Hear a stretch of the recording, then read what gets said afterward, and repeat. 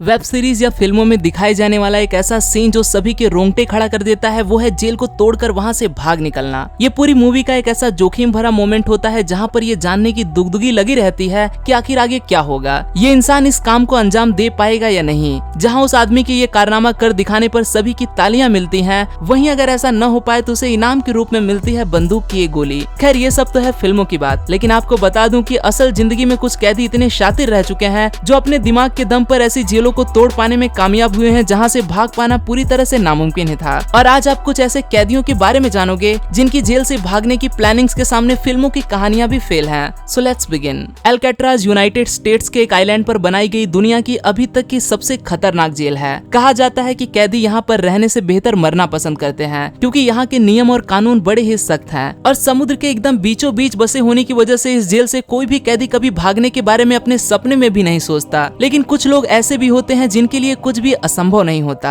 इन्हीं में से एक का नाम है फ्रैंक मॉरिस। इनकी गिनती अमेरिका के सबसे शातिर क्रिमिनल्स के बीच की जाती है। कहा जाता है कि फ्रैंक का IQ यानी कि इंटेलिजेंस क्वोशिएंट दुनिया में मौजूद गिने चुने 2% लोगों में शामिल है जिनका दिमाग औरों से कुछ ज्यादा ही चलता है और इसने अपने दिमाग के दम पर वही कर दिखाया जो आज तक न कभी किसी ने किया था और शायद ही कभी न कोई कर पाएगा। ये इस जेल को तोड़ यहाँ से भाग निकलता है। इसके लिए इसने अपनी 2 साथी कैदियों की भी मदद ली। इस पूरे प्लान का मास्टरमाइंड फ्रैंक मॉरिस ही था। उसने ड्रिल्स की कुछ बिट्स को इकट्ठा करना शुरू कर दिया। इसी के साथ इन्होंने जेल से एक वैक्यूम क्लीनर को भी चुरा लिया। अब इन सभी सामान से जेल को कैसे तोड़ा जाए ये बात तो सिर्फ और सिर्फ फ्रैंक जैसा तेज दिमाग ही जानता था। उसने वैक्यूम क्लीनर और उस बीट्स को जोड़कर दीवार में छेद करने वाली एक मशीन तैयार कर डाली। यहाँ तक कि उन्होंने अपनी जैसी शक्ल के दिखने वाले नकली चेहरे भी तैयार किए और फिर दीवार को तोड़ना शुरू कर दिया। पर जब वो इससे दीवार में छेद करने लगते थे तो काफी तेज आवाज आया करती थी, जिसकी वजह से उसने अपने प्लान में थोड़ा बदलाव किया। अब वो इस ड्रिल का इस्तेमाल तभी करते थे जब वहाँ पर काफी शोर हुआ करता था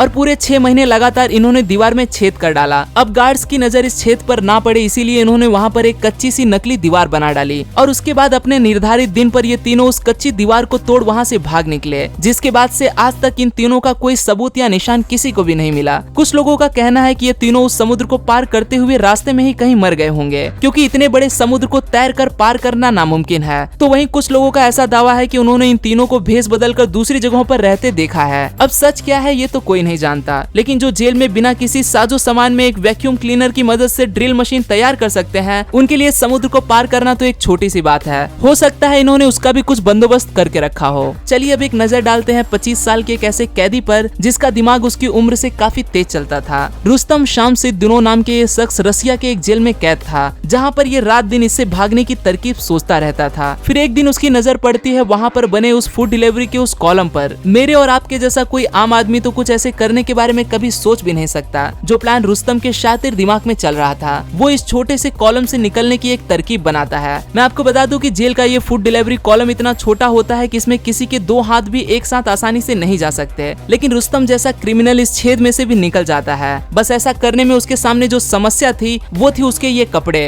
रुस्तम उन्हें उतार कर पहले बाहर फेंक देता है और जैसे तैसे कर कर खुद को सरकाते हुए उस छेद से बाहर निकल जाता है। रुस्तम के अपने सेल से बाहर निकलने के बाद उसकी चाल कुछ ऐसी थी जैसे मानो ये कोई मुजरिम नहीं बल्कि यहाँ का एक सेलिब्रिटी हो। अब फ्लेक्सिबल होना कितना फायदेमंद साबित हो सकता है ये तो आपने अभी देख लिया और अपने लचीले बदन का फायदा उठाकर जेल से भागने वालों की लिस्ट में सिर्फ रुस्तम ही नहीं बल्कि ऐसे कई कैदियों का नाम शामिल है जिनमें से कुछ तो योगा मास्टर भी रह चुके हैं। योशी शिराटोरी जापान के एक योगा ट्रेनर थे जिन्हें किसी जुर्म के चलते एक जेल में बंद कर दिया गया। उस जेल की सलाखें इन्हें लंबे समय तक कैद नहीं कर सकी और ये भी वहाँ पर बनी उस खाना खाने वाली जगह से उस जेल से भाग निकले। यहाँ से सिर्फ कोई ऐसा इंसान ही निकल सकता है जो अपने शरीर को पूरी तरह से तोड़ मरोड़ सकता हो। इसके अलावा इन्होंने इस काम को अंजाम देने के लिए अपने शरीर पर काफी सारा तेल भी लगा लिया था, पर इनकी किस्मत इतनी अच्छी नहीं थी क्योंकि वहाँ से भागने के कुछ ही दिनों के बाद इन्हें पकड़कर दोबारा उसी जेल में बंद कर दिया गया। लेकिन वहाँ से भी ये उसकी छत के जरिए कांच को तोड़कर भाग निकला। योशी को फिर से दोबारा पकड़ लिया गया और जापान की सबसे बड़ी जेल में कैद कर दिया गया जहाँ से भागने का कोई रास्ता नहीं था। पर योशी के दिमाग में तो कुछ और ही चल रहा था। वो रोज खुद को मिलने वाले खाने और पानी को उस जेल की सलाखों पर गिरा दिया करता था, जिससे थोड़े समय बाद उसमें जंग लगने लगा और उनकी मजबूती कम हो जाने के बाद योशी उनमें से जगह बनाकर अपने लचीले शरीर का इस्तेमाल करके वहाँ से भी भाग निकला। लेकिन हर बार की तरह योशी की किस्मत इस बार भी उसका साथ नहीं दी। फिर उसे पकड़कर उसके लिए एक स्पेशल जेल बनाई गई जहाँ पर यह दावा किया गया कि इस जेल से कोई भी नहीं भाग सकता। लेकिन इतनी बड़ी निगरानी के बावजूद भी योशी उस जेल के फर्श को तोड़ते हुए चौथी बार भी जेल से भाग ही निकला। इन सभी वारदातों के बाद योशी जोशी को जादूगर कहा जाने लगा और यह माना जाने लगा कि ऐसा कोई भी जेल नहीं जो इसे कैद कर सके।